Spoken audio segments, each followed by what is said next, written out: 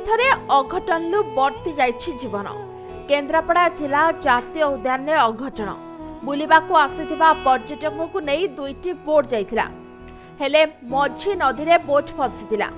दीर्घ 3 घंटा परे भी बोट न आसिबारु वन विभाग पर्यटकों को उद्धार करिछि।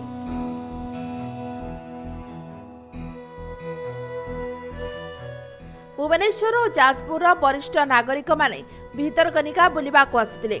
सेठारे गुप्तीरू मां मंगला और मां गुप्तचंडी बुलिबा दुईटी बोट रे डांगमाला बुलिबा पाई जाइथिले। बुलिकरी फेरिबा बेले मां गुप्तचंडी रे बोट खराब होइतिला।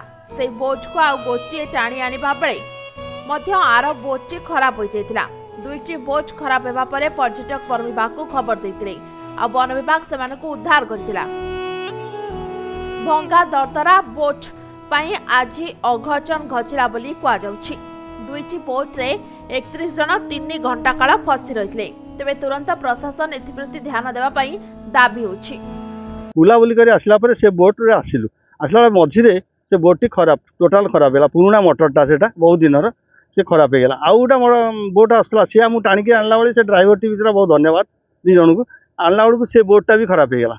आम अढ़े से फैमिली धरिक आसते सब आसते कल्पना बरगड़ू जड़े वकिल बाबू से आम जहाँ मुझे मूँ तहसिलदार फोन कर सब कलेक्टर प्रधान को तुम अजय महांती कर कलेक्टर को समस्त कहली तथा से रेवेन्यू आमर जड़े स्पेशल सेक्रेटरी आईएएस को समस्त कहलु तापर जहाँ जमी आम आसुच नदी मझे आम गला बेले ठीक ठाक पलि गलु गलापर पार्कटा बुलिक आसला बेलू मात्र 3 किलोमीटर खंडे आसला बोट खराब हो गला।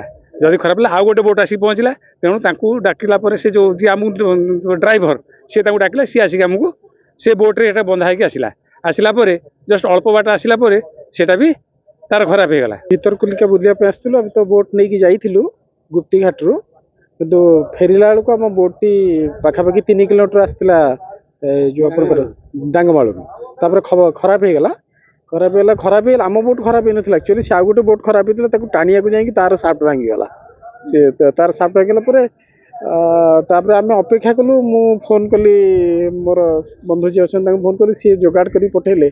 दुखर कथा हूँ सरकारी सिस्टम किसी नाला मत लगे कारण लंच बोधे नहीं जो 108 आम्बुलांस जोटा थी 108 आम्बुलांस स्टार्ट हो पारा ठीक समय पहुँच पारानी। ब्यूरो रिपोर्ट समय लाइव।